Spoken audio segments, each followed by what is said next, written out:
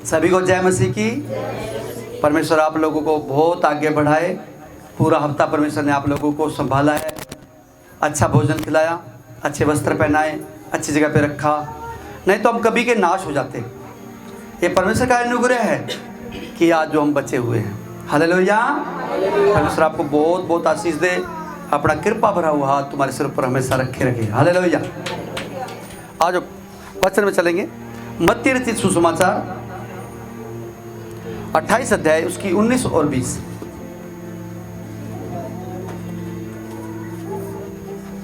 मत्ती 28 की 19 पढ़िए। इसलिए तुम जाओ, सब जातियों के उन लोगों को चेला बनाओ और उन्हें पिता और पुत्र और पवित्र आत्मा के नाम से बपतिस्मा दो। आमीन। हालेलुया। और एक वचन और पढ़ेंगे, मत्ती रचित सुसमाचार 10 अध्याय उसकी 16। देखो मैं तुम्हें भेड़ों के समान भेड़ियों के बीच में भेजता हूँ, इसलिए सांपों के समान बुद्धिमान और कबूतरों के समान भोले बनो। आमीन। अपनी आंखें बंद करें, प्रार्थना करें। करते हैं इस सुंदर वक्त के लिए, इस मन भावने वचन के लिए। हे प्रभु, इन वचनों के गहरे गहरे भेद आज उड़ेल पिता, जो बताया जाए, सिखा जाए, सब तेरी ओर से हो प्रभु।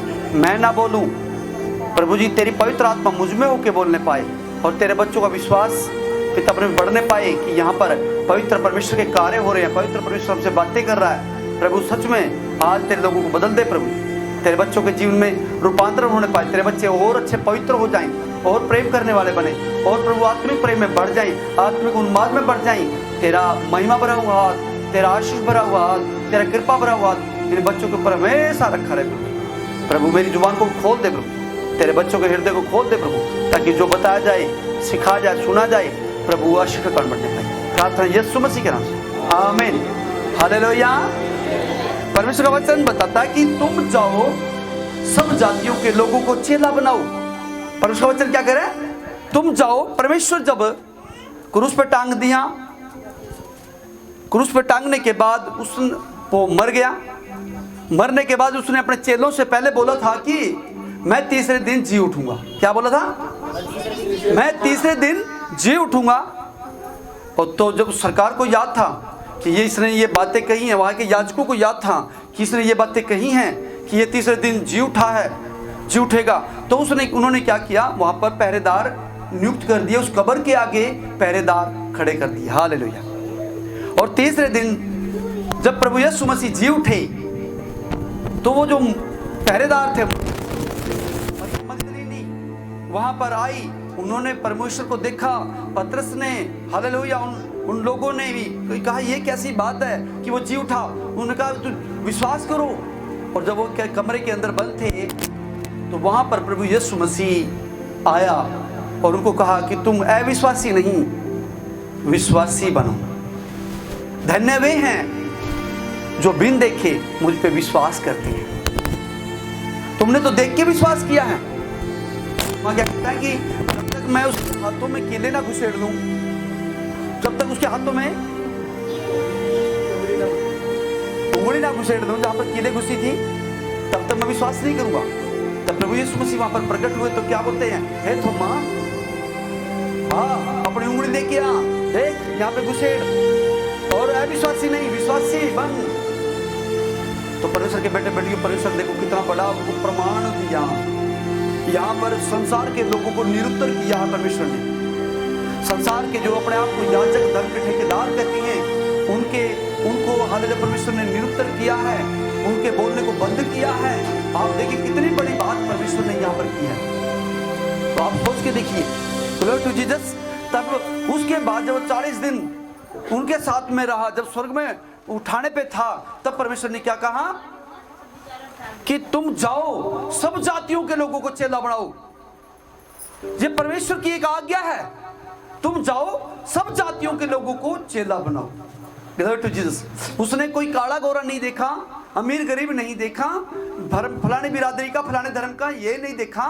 उसने क्या कहा कि सब जातियों के लोगों को चेला बनाओ।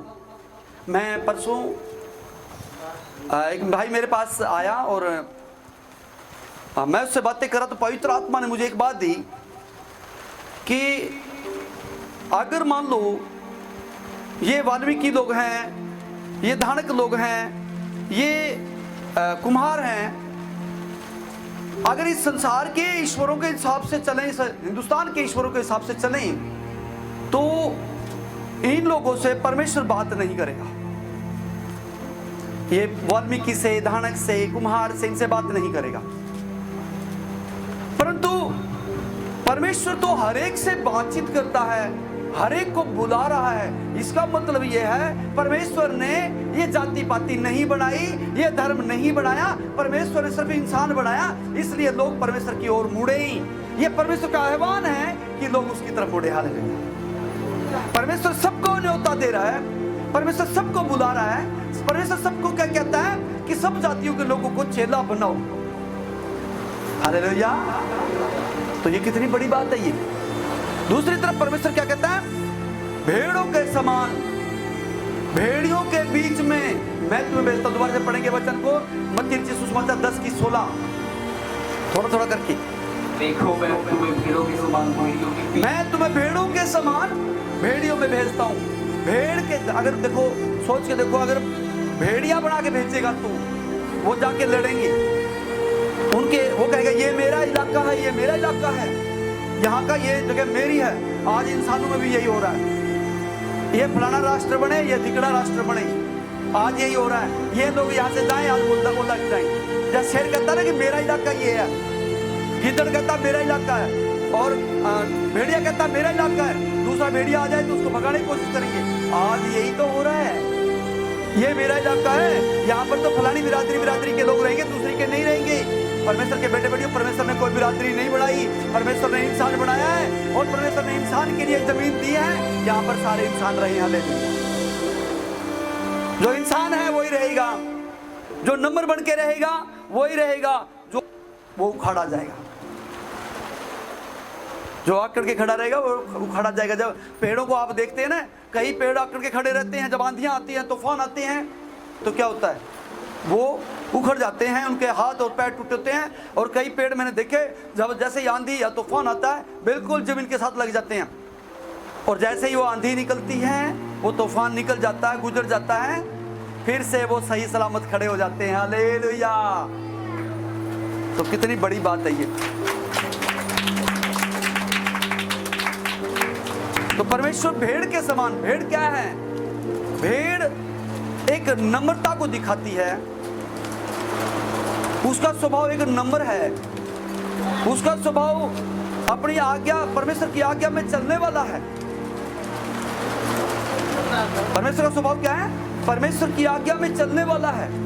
वो अपने चरवाहे को पहचानती है, वो उससे दाएं बाएं नहीं मुड़ती। चरवाहा आगे होता है, भेड़ पीछे होती है, भेड़ आज्ञाकारी होती है और पीछे पीछे चलती है। क्या होती है, पीछे पीछे चलती है। ऐसा स्वभाव के लिए, ऐसे स्वभाव के लोगों को, ऐसे स्वभाव के परमेश्वर के विश्वासियों को परमेश्वर भेड़ियों के बीच में भेज रहा है। क्या कह रहा है परमेश्वर, भेड़ के समान भेड़ियों के बीच में भेजता हूं। और क्या एक आज्ञा और परमेश्वर कह रहा है, जब मैं तुम्हें भेड़ियों के बीच में भेज रहा हूं तो तभी तुम रह पाओगे, तभी तुम ठहर पाओगे, जब तुम सांप के समान बुद्धिमान या चालाक होगे। तो सांप के समान चालाक और कबूतर के समान भोले। कैसे, कबूतर के समान भोले। कबूतर क्या होता है, कबूतर क्या करता है, जब बिल्ली आती है तो क्या कर, आंखें बंद कर देता है कि मैंने नहीं देखा, तो बिल्ली ने भी नहीं देखा, और बिल्ली एकदम आती है, मुंडी पकड़ती है और मार देती है। ऐसे भोले परमेश्वर ने हमें बोला है, ऐसे बन के रहिए। तो सोच के देखिए कितनी बड़ी बात है ये, कि सांप के समान चतुर भी बन के रहना है, और भोले भी बन के रहना है। और तीसरी आज्ञा परमेश्वर क्या कहता है, मनुष्यों से नहीं डरना। परमेश्वर ने क्या कहा, मनुष्यों से नहीं डरना। मत्ती 10:26 से लेके अगर हम आगे पढ़े 28 तक, तो परमेश्वर ने तीसरी आज्ञा क्या दी है, मनुष्यों से नहीं डरना। क्यों नहीं डरना, क्योंकि मनुष्य के पास उद्धार करने की सामर्थ्य नहीं है। अगर आज एक पड़ोसी दूसरे पड़ोसी से लड़ता है तो वो क्या करते हैं, किसी शाणे के पास जाते हैं, किसी औझाई के पास जाते हैं कि इस पड़ोसी का बुरा कर दे। कोई भी मंत्र तंत्र कामयाब नहीं होगा। हालेलुया। तुम्हारे ऊपर कोई मंत्र तंत्र नहीं चलेगा। सोच के देखिए परमेश्वर के बेटे बेटियों, परमेश्वर का वचन हमें बोल रहा है तुम्हारे ऊपर कोई भी तंत्र मंत्र नहीं चलेगा। कई लोग हमारे ऊपर टोने करते हैं, कई लोग हमारी कार के नीचे कई ऐसी ऐसी चीजें रखते हैं, कई लोग मेरे घर के आगे टोट के रखते हैं। तो मैं देखता हूं कि ये कुछ भी नहीं है, परमेश्वर के लोगों के लिए कुछ भी नहीं है, और ये उनके लिए है। शैतान के काम उनके लिए ही हैं जो उनके कब्जे में ऑलरेडी हैं। हालेलुया। तो इसलिए परमेश्वर का वचन क्या कहता है? मनुष्यों से नहीं डरना। हालेलुया। परमेश्वर का एक दास है जिसका नाम पौलुस है, वो कहता है मैं इंसान से नहीं डरता, मैं परमेश्वर का प्रचार करूंगा, मैं परमेश्वर का प्रचार करूंगा, मैं इंसान से नहीं डरता। और परमेश्वर का वचन यहाँ पर कहता है, इस वचन को दोबारा से पढ़ेंगे मत्ती 10:16 से आगे। परंतु लोगों से सावधान रहो, क्योंकि वे तुम्हें महासभाओं के में सौंपेंगे और अपनी पंचायतों में आराम से मारेंगे। मैं वो तुझे महासभाओं में यानी पंचायतों में सौंपेंगे और कोड़े मारेंगे। ये कब बोला था परमेश्वर ने? जब परमेश्वर इस धरती पे था। तो आज परमेश्वर के लोगों को मारा जा रहा है। किसकी भविष्यवाणी हो रही? पूरी परमेश्वर की भविष्यवाणी पूरी हो रही है। और लोगों के मन में ये बात आती है कि वाकई ये बात तो पहले बोली थी, ये जो लोग मार रहे हैं ये गलत कर रहे हैं, ये परमेश्वर की ओर से है। तो परमेश्वर जब इनको इनके बारे में बोल दिया कि इनको मारेंगे, तो हम वो काम कर रहे हैं, तो इसका मतलब हम लोग क्या हो गए? भेड़िए हो गए। हम लोग क्या हो गए? भेड़िए हो गए। महाज पंचायतों में कोड़े मारेंगे। ये भी बात कहाँ बोली? परमेश्वर ने बोली। और पौलुस को महापंचायतों में कोड़े मारे गए, उसको पुलिस वालों ने कोड़े मारे, डंडे मारे। कितनी बार यीशु मसीह को इवन कोड़े मारे या नहीं? हालेलुया। नंबर 1, परमेश्वर की गवाही हो रही है कि एक जीवित परमेश्वर है जिसका नाम यीशु मसीह है। मैं भी संसार के लोगों से कहना चाहता हूं, परमेश्वर का वचन भी कहता है, प्रेरितों का काम 4 अध्याय उसकी 12 में, धरती के ऊपर आसमान के नीचे और कोई नाम नहीं दिया गया जो हमारा उद्धार कर सके। एक ही परमेश्वर है। लोग कहते हैं सबके रास्ते वही जाते, नहीं, वही रास्ते नहीं जाते हैं। नरक को भी जाता है रास्ता, शैतान के हाथों में भी जाता है रास्ता, परंतु सही रास्ता कौन सा है? प्रभु यीशु मसीह वाला रास्ता। हालेलुया। यीशु मसीह ही, उसने क्या कहा? मार्ग, सत्य, जीवन में ही हूं, बिना मेरे द्वारा कोई पिता के पास नहीं पहुंच सकता। इसलिए यहां पर गवाही है एक, जब पंचायतों में कोड़े मारेंगे, परमेश्वर के लोग कुछ नहीं बोलेंगे, भेड़े कुछ नहीं बोलेंगे, वहां से परमेश्वर एक अपनी महिमा देगा। एक गवाही हो जाएगी, स्थिर गवाही हो जाएगी कि लोग परमेश्वर की ओर मुड़े। हालेलुया। क्या हो जाएगा? स्थिर गवाही हो जाएगी। और परमेश्वर कहता है तुम्हें मैंने स्वर्ग में ले जाना है। स्वर्ग में ले जाने के लिए 10:7 में बताता है, स्वर्ग देने के लिए परमेश्वर अपने बच्चों को भेड़ के समान भेड़ियों के बीच में भेजता है, स्वर्ग देने के लिए, ताकि तुम नम्र बनो, दीन बनो, परमेश्वर के लायक बनो, परमेश्वर की आराधना करो, परमेश्वर की अगुवाई में चलो और परमेश्वर का कहना मानो। अगर एक बाप ने आज्ञा दे दी, उसके बच्चे कहना नहीं मानते, तो बाप उसके लिए अच्छा करेगा? बच्चे के लिए नहीं करेगा। उसी प्रकार से परमेश्वर भी इसी प्रकार से कहता है कि तुम में मैं नम्र बना रहा हूं, तुम्हें आज्ञाकारी बना रहा हूं, तुम्हें स्वर्ग में लेके जाना, तुम्हें मैंने अपनी संतान बनाना है, तो तुम्हें ये आज्ञाओं को फॉलो करना पड़ेगा।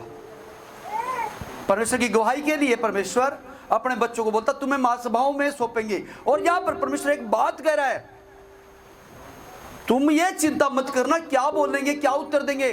कई लोग झूठ का सहारा लेते हैं, नहीं लेना झूठ का सहारा। तभी तुम एक परमेश्वर के वफादार सच्चे बेटे और बेटियां हो, तभी तुम, नहीं तो नहीं हो। परमेश्वर कहता कि मैं तुझे उसी समय बता दूंगा कि तुझने क्या बोलना है, और जब तुम बोलेगा तो, जो तुम मेरी बात को बोलेगा, तो तो उन हकीमों को, उन पंचायत के सरपंचों को और उन लोगों को जो तुम्हें कोड़े मारने की आज्ञा देंगे, वो उनको मैं निरुत्तर कर दूंगा, उनके मुंह को बंद कर दूंगा। हालेलुया। कितनी बड़ी बात है ये, सोच के देखिए। परमेश्वर तुम, इसका मतलब क्या है? इसका मतलब ये है कि परमेश्वर तुम्हें अकेला नहीं छोड़ेगा। परमेश्वर तुम्हें अकेला नहीं छोड़ेगा। परमेश्वर तुम्हारे साथ सदैव रहेगा। तभी तो कहता है कि तुम ये चिंता ना करना क्या बोलेंगे।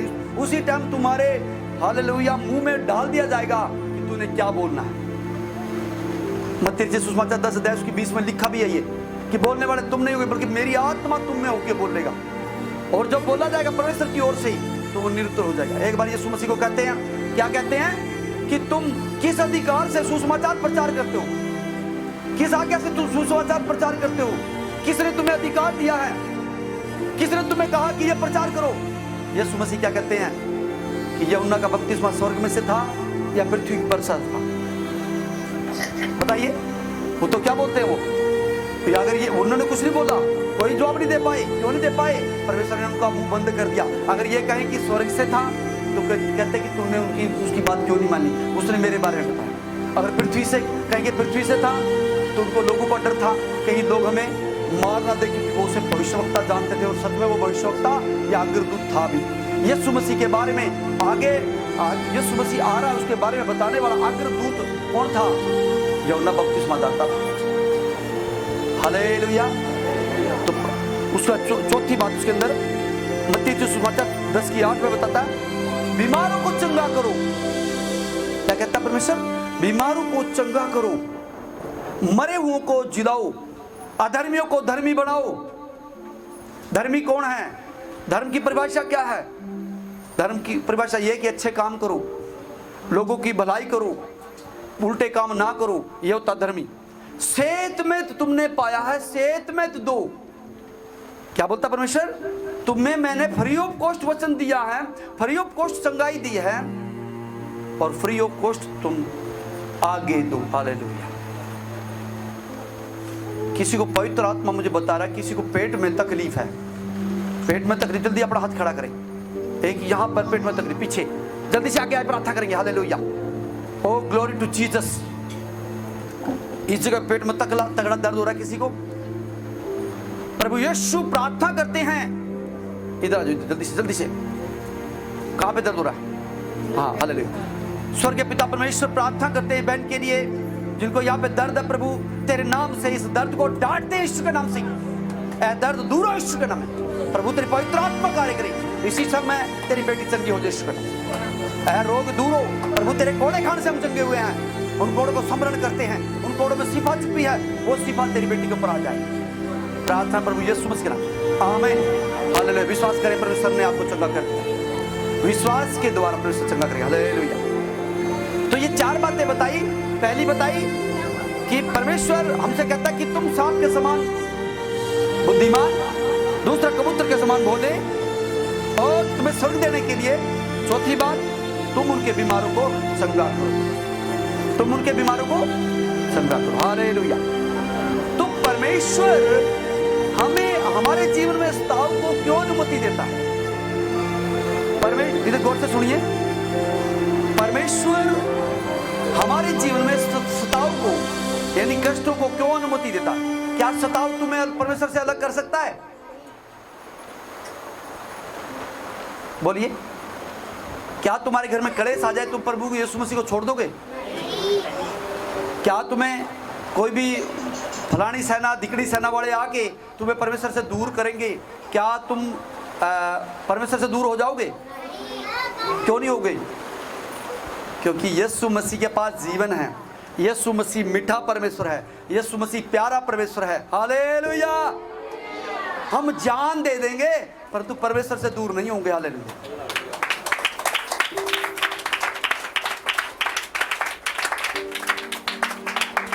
परमेश्वर हमारे जीवन में स्ताव को अनुमति क्यों देता है? नंबर 1, परमेश्वर की गवाही होने के लिए, ताकि लोग जाने कि एकमात्र जीवित परमेश्वर कोई और नहीं है, वो यीशु मसीह है। ताकि जो परमेश्वर की भेड़ें हैं उसका शब्द सुने और उस गवाही को सुने कि ऐसा कर रहा है, ऐसा हो रहा है, परमेश्वर ऐसे बड़े बड़े काम कर रहा है, परमेश्वर अपने लोगों के द्वारा बड़े बड़े चमत्कार कर रहा है। कहीं और सुना है कि और किसी के बाद और प्रभु यीशु मसीह के चेलों के अलावा और कई चमत्कार सुने हैं कि वे चमत्कार ऐसे ऐसे लोग हाथ बढ़ाते हैं, परमेश्वर दास लोग गिर जाते हैं, लोग दुष्ट आत्मा से चंगाई पाते, कहीं हो रहा और नहीं होता कहीं भी। तभी तो वो लोग हमारे खिलाफ हो जाते हैं कि हमसे तो हो नहीं रहा, इनसे भी ना होए, जैसे हम ऐसे ये हो जाए। हालेलुया। तो परमेश्वर का वचन क्या कह रहा है? गवाही देने के लिए कि उनको यह पता चल जाए दुनिया में एकमात्र परमेश्वर यीशु ही है। दूसरा, तुम्हारी योग्यता को परखने के लिए, सुनिए इधर, तुम्हारी योग्यताओं को परखने के लिए परमेश्वर तुम्हारे जीवन में स्ताव को अनुमति देता है। कैसी योग्यता?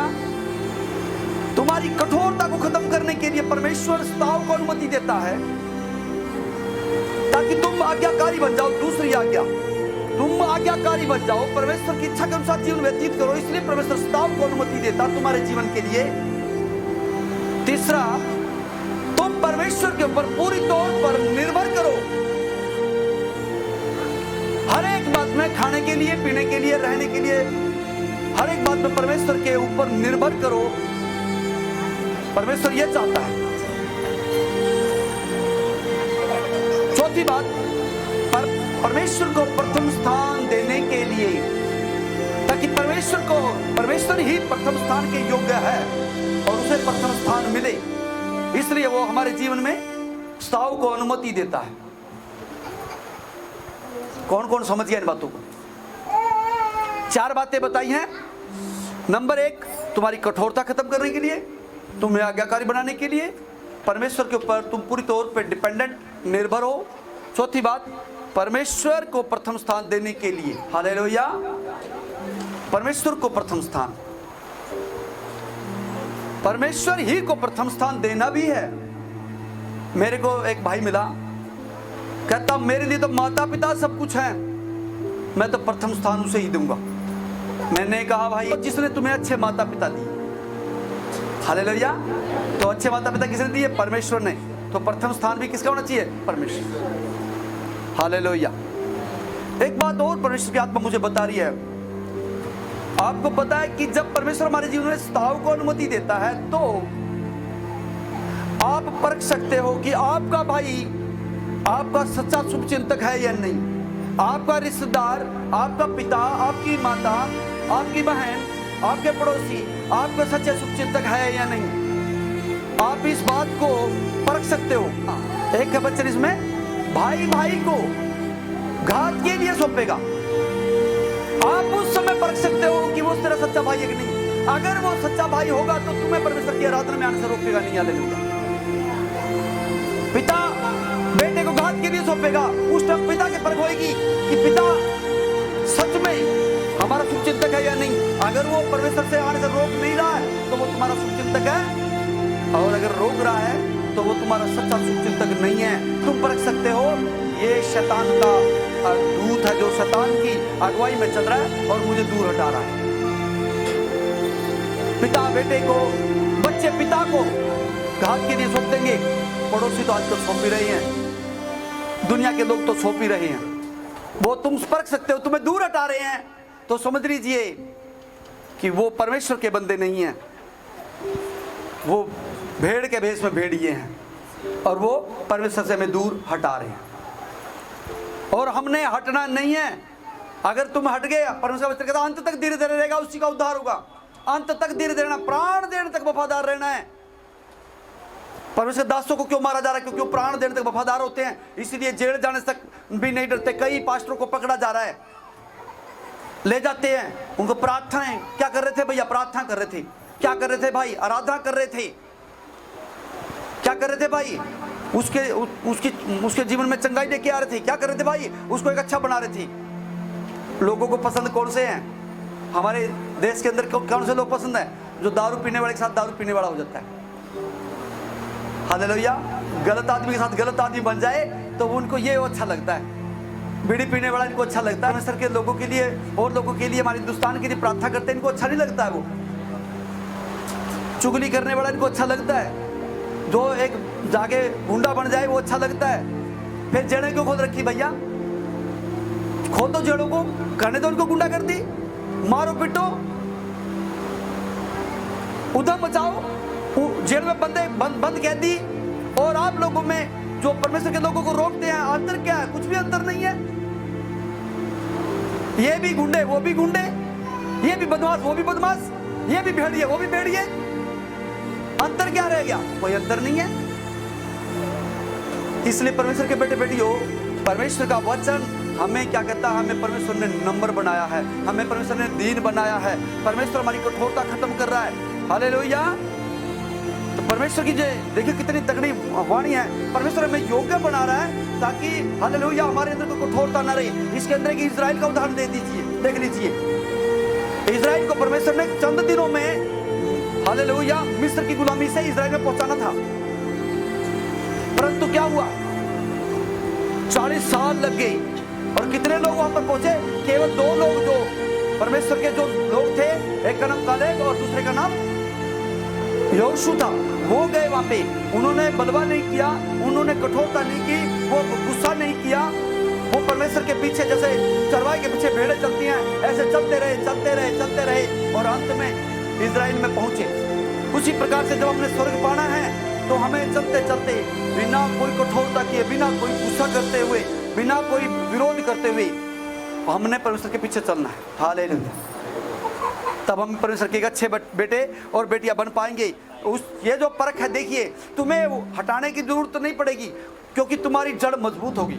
तुम्हें कोई हटा नहीं सकता है, तुम्हें परमेश्वर से कोई गुमराह नहीं कर सकता, क्योंकि तुमने सच्चाई को जान लिया है। तुम झूठ के पीछे कभी भी नहीं चलोगे। हालेलुया। तुमने परमेश्वर को जान लिया, तुम झूठ के पीछे चलोगे नहीं। जितनी मर्जी कोई चिकनी चुपड़ी बातें बोल ले, तुम परमेश्वर से दूर नहीं हटोगे। हालेलुया। बन जाओ। हालेलुया। तीसरी बात इसमें है, स्थिर और अटल परमेश्वर के बारे में बताने के लिए परमेश्वर तुम्हारे जीवन में स्ताव को इसलिए अनुमति देता है कि तुम स्थिर और अटल और सच्चे परमेश्वर का बारे में लोगों को बता सको। क्योंकि एक ही परमेश्वर है, उसका नाम क्या है? यीशु मसीह। वो मुर्दा नहीं है, वो जिंदा परमेश्वर है। वो एकमात्र परमेश्वर है। उसने हमसे प्रेम किया, हमें चुना, हमें योग्य बनाया। आज हमें प्रैक्टिकल करवाने के लिए संसार में भेज रहा है, ताकि हमें प्रैक्टिकल काम के अंदर निपुण हो जाए और वफादार हो जाए, ताकि अंत में हमें क्या कह दिया परमेश्वर ने? जाओ जगत में प्रचार करो, उन्हें चेला बनाओ। जो परमेश्वर की भेड़ें होंगी ना, वो तुम्हारी वाणी सुन देंगी और तुम्हारे पास आ जाएगी। तुमने अटल परमेश्वर यीशु मसीह है। जीवित परमेश्वर यीशु मसीह है। स्थिर परमेश्वर यीशु मसीह है। सच्चा परमेश्वर यीशु मसीह है। पवित्र परमेश्वर यीशु मसीह है। ये गुण किसी और के अंदर नहीं है। इसलिए वो चाहते हैं कि इनकी हम आराधना करें, ये भी उनकी आराधना करें। परंतु हालेलुया, जो सच को खोजने वाले हैं वो स्थिर परमेश्वर यानी यीशु मसीह की ओर ही मुड़ेंगे। तो परमेश्वर का वचन क्या बता रहा है? इस परमेश्वर के बारे में तुमने बताना है। और अगर आप सताव को झेल गए तो आप स्थिर परमेश्वर के बारे में बता पाओगे। अगर तुम सताव को नहीं झेल पाए तो तुम स्थिर परमेश्वर के बारे में बता भी नहीं पाओगे। हालेलुया। चौथा कांड, संसार में तथा शैतान के कब्जे में कोई परमेश्वर का जन रहने ना पाए। हालेलुया। संसार के और शैतान के कब्जे में कोई भी परमेश्वर का जन रहने ना पाए। इसलिए परमेश्वर भेड़ों को भेड़ियों के बीच में भेज रहा है, ताकि तुम लोगों के द्वारा, जो तुम परमेश्वर के बेटे और बेटियां हो, तुम भेड़ियों के पास जाते हो। उनका स्वभाव, उनका चरित्र फाड़ खाने वाला होता है। अगर तुम लड़ोगे तो परमेश्वर की महिमा नहीं होगी, और तुम वहां पर भेड़ के समान बिल्कुल नम्र और दीन होगे तो परमेश्वर की महिमा होगी कि ये कुछ भी नहीं बोल रहे। और जो परमेश्वर की भेड़े हैं, जिनको वो भेड़िया बनाना चाहते हैं, वो ऑटोमेटिकली तुम्हारी ओर मुड़ के और सच्चे परमेश्वर के पास आ जाएंगी और परमेश्वर की महिमा हो जाएगी और परमेश्वर का वो उद्देश्य पूरा होगा जिसके लिए तुम्हारे जीवन में परमेश्वर सताव लेके आया। हालेलुया। क्या आप इस बात पे विश्वास करते हैं? अब वचन पढ़ेंगे अगला, नेक्स्ट। क्योंकि बोलने वाले तुम नहीं हो, परंतु तुम्हारे पिता का आत्मा तुम में बोलता है। आगे। भाई भाई और पिता का पुत्र घात के लिए सौंपेंगे, और बच्चे माता पिता के विरोध में उठकर उन्हें मरवा डालेंगे। मेरे नाम के कारण सब लोग तुमसे पैर करेंगे, पर जो अंत तक धीरज करेगा। मेरे नाम के कारण, हालेलुया। परमेश्वर क्या कह रहा है? मेरे नाम के कारण लोग तुमसे बैर करेंगे। ये परमेश्वर ने आज से 2000 साल पहले बोल दिया था, और आज प्रभु यीशु मसीह के कारण लोग बैर कर रहे हैं। मैं आपको एक सच्चाई बता रहा हूँ। एक राजा होता था जिसका नाम था हेनरी VIII। उसने 6 शादियां की। उसने कितनी शादी की? 6 शादी की, एक लड़के की चाह में। और उनको अपनी जो उनकी पत्नी हो जाती थी, उनको आरोप लगा लगा कि वो मार देता था। पहली पत्नी से, जब उसकी पहली पत्नी थी तो याजक के पास गए, शादी कर दे। वो उसके वहां पर ही काम करती थी। उसने, और उस याजक ने क्या बोला कि मैं ऐसा नहीं कर सकता, मैं परमेश्वर के खिलाफ नहीं हो सकता। तो वो राजा हेनरी VIII बहुत ही ज्यादा गुस्से में हो गया। उसने ही यह आरोप लगाया कि ये लोग धर्म परिवर्तन करते हैं। पहला धर्म परिवर्तन का आरोप उसने लगाया क्योंकि वो उल्टा काम करवाना चाहता था। आज लोग उल्टा काम करवाना चाहते हैं, और जो पवित्रता की ओर नहीं बढ़ना चाहते, खुश नहीं होना चाहते, वो हमारे ऊपर धर्म परिवर्तन का आरोप लगाते हैं। हम उल्टा काम नहीं करेंगे। तो हेनरी VIII बहुत गुस्सा हुआ। उसने उसको रोटी रोटी के लिए मोहताज कर दिया, क्योंकि राजा था, कहाँ पर एक बेचारा याजक और कहाँ पर वो। फिर आखिर में वो याजक मर गया, और उसी ने लगाया कि इनको पैसा मिलता है। उसी ने आरोप लगाया, उसी हेनरी VIII राजा ने आरोप लगाया कि इनको पैसा मिलता है। समझ गए? मैं कई दिन से इस बात में खोज में था कि कहाँ ये बात कहाँ से उठी है, किस बात से ये धर्म परिवर्तन की या पैसा मिलने की बात उठी है। मैं खोजता रहा तो मुझे ये पता चला वाकई ये यहाँ से स्टार्टिंग है। वो राजा अपनी अनुचित इच्छा को मनवाना चाहता था। जब याजक ने वो परमेश्वर का डर भय में चलने वाला, जिसके ऊपर सताव लेके आया, जिसके ऊपर सताव था, वो जो समस्या में था, उसने उसकी अनहोनी इच्छा को, गलत इच्छा को नहीं माना, इसलिए उसने आरोप लगा दिया। हालेलुया। तो परमेश्वर के बेटे बेटियों, आप समझ गए आप किसने लगाया, तो आपको डरने की जरूरत नहीं है। परमेश्वर इस वचन से आप लोगों को आशीष दे। God bless you. तालियां बजा परमेश्वर के लिए।